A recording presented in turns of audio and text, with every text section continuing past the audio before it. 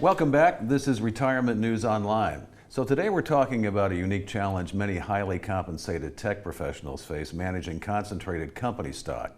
Now, equity can be an incredible wealth building tool, but it can also create some tax traps, some emotional decision making, and unnecessary financial risk if not handled strategically. This is why we're here with Chris Hernandez with Strategic Capital in Austin, Texas. You've got a lot of highly compensated tech employees out there. And when you work with them, and these people have a large portion of their wealth in company stock, what's the first thing you want to know about their situation? Well, we want to dive really deep into what their goals are. So instead of us just talking about what company they work at and how much stock they have, it's what's the purpose of the money that you're building, and then we can create the strategies around that. And then, so there's the emotional side of holding stock because there's some sense of loyalty, I think, to the employer, but then that's always not a great situation, for the employee because it's not necessarily diversified in so many ways. So how do you talk about that or help them with that problem? Well, we try to get with the clients and stress that just because we're looking to diversify doesn't mean that they're not being loyal to their company. We know that they poured their heart and their soul into their career, Right. into their company. We're trying to focus more on the diversifying and being loyal to their family. So diversifying out of that and having a more, balanced portfolio might put their family in a better position than just holding on to company stock. Yeah, and so you might suggest a situation where a portion of the stock might be allocated in a different kind of asset class or something like that to help diversify the portfolio in general? Exactly. And then we're also looking at the tax implications on making those decisions as well. And so tax situations and the strategies around that, RSUs, ISOs, ESPPs, all that, how can you explain those strategies to a client so that they can keep more of what they earn?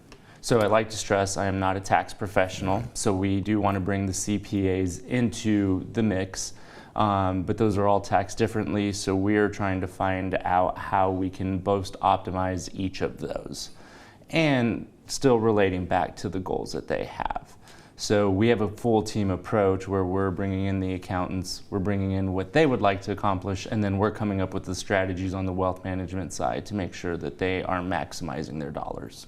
And so with the tech employees, what is the most common misconception you run into with them when they start working with you? I don't know if it's a misconception. I just think they didn't realize how much of a concentrated position they're usually in. It kind of happens by accident. Their RSUs are typically a part of their payment package. They're usually participating in the ESPP where they're getting maybe a 10 or 15% discount, so they're accumulating shares there. And then all of a sudden they look up 10, 15, sometimes 20 years later and they're like, oh my gosh, I have a bunch of company stock, and maybe it might be keeping them up at night a little bit. Yeah. So then finally, what are some life events that could trigger the decision to start to diversify the company stock portfolio?